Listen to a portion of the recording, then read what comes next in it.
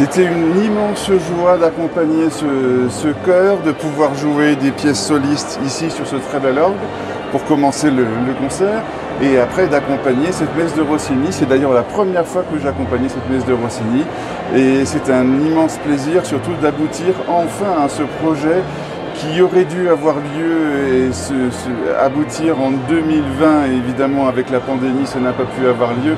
Ça a été reporté plusieurs fois, et là, ça y est, enfin, on y est, le public était là, donc on sent que tout le monde est très heureux de pouvoir d'avoir enfin pu réaliser ce magnifique projet. Alors on a commencé à travailler l'œuvre en octobre 2019, il me semble à la rentrée 2019. Et les concerts étaient prévus en juin 2020 et puis à cause de la pandémie, tout ça a été beaucoup retardé, ce qui fait que en fait, la préparation elle s'est fait quasiment sur 3 années.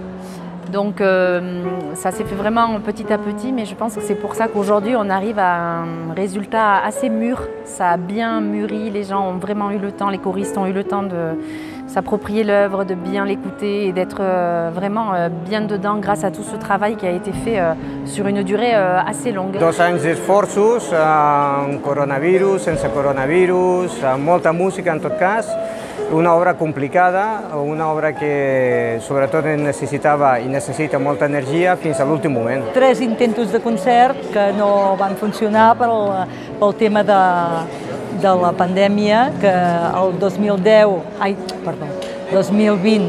ja s'havia de fer el concert, llavors es va intentar a l'estiu del 2021 sense èxit i ara esperem, aquesta la tercera va a la vençuda. C'est une pièce assez exigeante, donc finalement en fait c'était pas mal qu'on ait eu ce temps de travail un peu entrecoupé, mais ça a aidé à mûrir la pièce parce que c'est exigeant, pas que niveau technique d'apprentissage, mais aussi vocalement, c'est très exigeant. Et donc voilà, c'était l'idéal d'avoir aussi autant de temps pour la travailler. Ce qui était un peu dangereux, c'est de perdre la motivation pour les choristes et pour tout le monde, parce que quand on est très longtemps sur une œuvre comme ça, on peut aussi se lasser, mais je trouve que tout le monde a été très motivé. Il y a eu beaucoup de travail personnel qui a été fait. Donc voilà, avec Antonio, on est intervenu à diverses reprises sur des stages de 2 jours. Et c'est vrai qu'à chaque fois, on faisait des petits contrôles techniques en particulier. Et on a travaillé vraiment ça petit à petit sur une durée assez longue, mais je pense que c'est ce qui aujourd'hui donne un résultat qui est très abouti. Un régal parce que c'est que des gens adorables qui ont envie de bien faire et on s'est bien entendu. C'est une œuvre très difficile mais très humaine, donc avec toute la complexité de l'être humain. Avec, en passant par plein de phases et on a avancé ensemble. J'ai senti que le groupe avançait avec moi et c'était vraiment plaisant et me renvoyait en fait cette énergie aussi. Mais moi, ça fait partie des chœurs que j'appelle des amateurs professionnels. C'est-à-dire qu'ils ont tellement l'habitude de chanter en amateur que ça en devient des professionnels. Ils savent ce qu'ils ont à faire, quand ils ont à le faire, ils sont autonomes.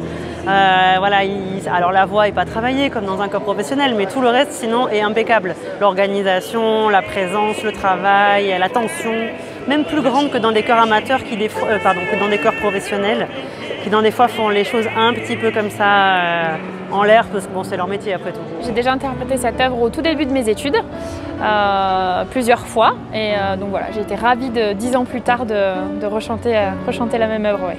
L'humain fait que les gens du chœur, etc., il y a une autre ambiance, on est porté différemment, et puis le cadre aussi, être là en Espagne, en Catalogne, voilà, il y a un esprit différent et une communion différente, ouais, mais c'était très agréable. C'est une œuvre que j'ai beaucoup chantée et que j'ai vraiment beaucoup plaisir à chanter à chaque fois. Quand on me la propose, je dis toujours oui parce que j'adore cette œuvre.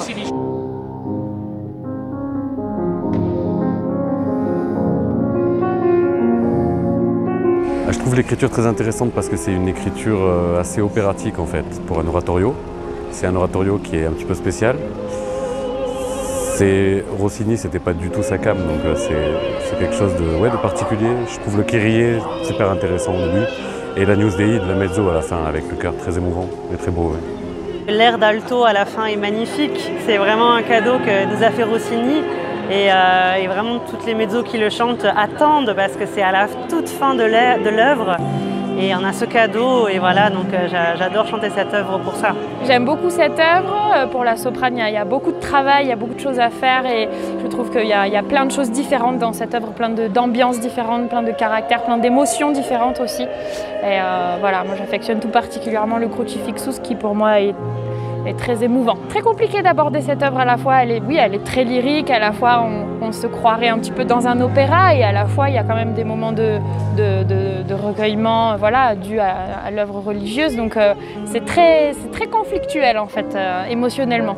Je suis très heureux d'avoir pu y participer et d'avoir donc joué avec un extraordinaire chef, des solistes absolument magnifiques, un pianiste formidable.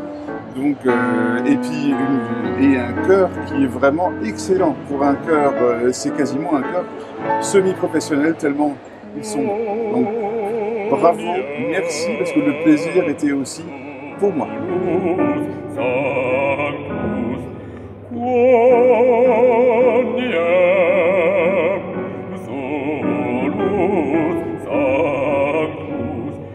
Remercier vraiment tout le monde, tous les choristes, parce que voilà, on a fait cette chose ensemble, parce qu'il y avait aussi le travail de préparation avec les chefs de chœur, avec Michel et Michel et avec Antonio et Anne-Laure. Donc voilà, pour moi c'était formidable d'être encadré comme ça et entouré.